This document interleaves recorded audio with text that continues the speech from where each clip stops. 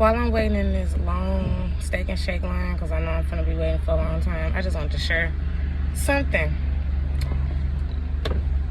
Those of you who know me know that I went through a terrible, horrible, painful, long, and drawn-out divorce from my ex-husband. And those of you who don't know me probably don't know that at all, mainly because I didn't take to Facebook to dog him out. I didn't get on social media and do a whole NAS spiel, or even post subliminally what it's like to be in so much pain, or just any type of shade whatsoever. And the main reason because I didn't do that was because I'm a true believer that hurt people. Okay, like a person who is hurting or who has hurt you usually is hurting in some area of their life. There is a void there somewhere. All of us have it. All of us have some type of void that only God can fill. Why? Because we're human and we're being raised by other humans. We're living in the condition where other humans have an influence and an impact on our life. So for me, what I went through didn't put me in a position of being angry or bitter. Hurt, yes, hurt to the max. It made me lean on God more than anything. But what I want to encourage you to do is to use that opportunity to pray for the person who hurt you. I say this because, especially in marriage and divorce, if you love that person like you said you did in front of all those people and the vow that you made before God, the love is unconditional. Therefore, if they are hurting in such a way that they are able to hurt you that way, then you need to be praying for their healing. It's so easy to get consumed in how we feel and just focus on, oh, what they did to me, or this is how they hurt me, or this is what I went through, or the depression and all of that. But the reality is that's exactly what the enemy wants you to do.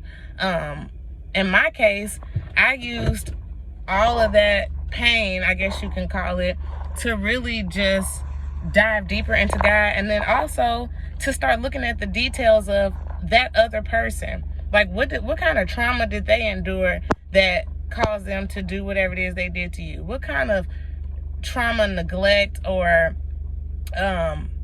damage was done to them to cause them to have whatever it was inside of them to inflict that pain on you? Hurt people. So what is it about them that was so hurt and oblivious to the fact that they are so hurt? Pray for that thing. If nothing else, use the relationship that you had with them as an opportunity to pray on an even more deep and personal level, if that makes sense. I remember at one point feeling guilty after the worst parts was over. I was like, man, had I been walking closer with the Lord during my marriage, maybe I could have done more to help him. Maybe I could have done more to ground and root the relationship in a more spiritual way before it was too late. Maybe I could have done more things that could have helped the traumas that I already was aware of in his life. Maybe I could have done something more. And my aunt really hit the nail on the head when she said, God uses every situation and turns it for the good of those who really love and trust in him. So even if for nothing else, I have the opportunity to pray now. I have the opportunity to intercede now. I can fast on their behalf now, that there is total deliverance and healing in their personal life. Not for my benefit. I don't even talk to bro, but for their benefit. If you can identify how much a person is hurt and broken, we love to say stuff like, oh, they was so messed up. They did this, they did that, blah, blah, blah, blah. And they still not happy now. Or we shouldn't be happy about that. We shouldn't get any joy out of that. If anything, we have to remember that that person is also a child of God. It belongs to God, and he loves them so much, and he wants them worse than you did. He wants them to be healed. He wants them to be delivered. And that whether you're divorced from them or not, whether they're in your life or not, and this just isn't spouses, this is people you've worked with, this is strangers, these are friends, anybody who may have hurt you, it's your responsibility at that point as a woman or man of God to say, you know what, I'm going to intercede on their behalf. I'm going to pray on their behalf because there's love in my heart.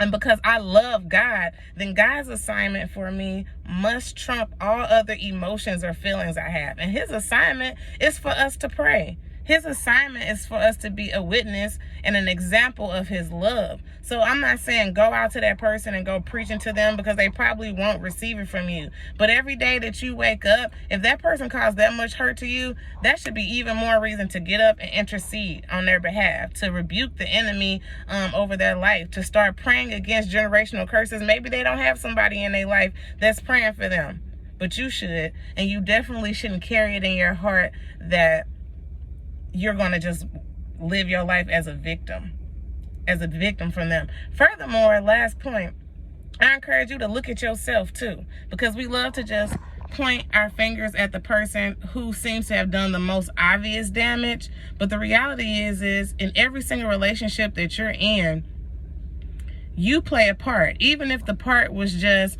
what made you ignore the red flags that person wasn't fit for you.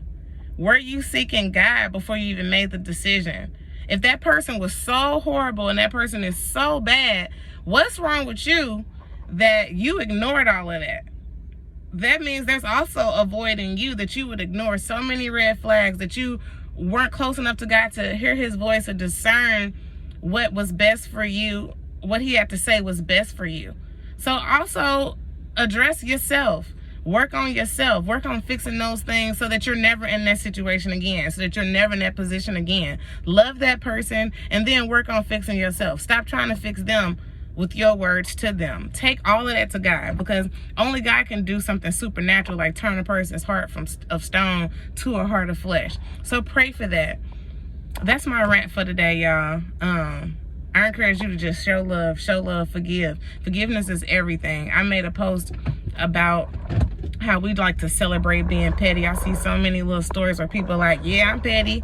You know, if they go low, I'm going lower and all that. And it's everybody thinks it's so cute. But the reality is that is just unforgiveness. If Jesus would come and give his life and sacrifice his life for people who didn't believe in him and did it in the most humiliating state, to be spat on, to be flogged, to be hung up on a tree, for people who don't even care about him, love him, or a lot of people who won't ever even choose him, he still did all of that, and in the midst of the excruciating pain, turned to the Father and said, please forgive them, for they know not what they do. If only we could do that. We're not even God, and we have such a hard time doing that. So I just want to give another perspective on how to redirect that pain that you've experienced. And it also is just going to make you a better, stronger, more grounded individual. You all be blessed.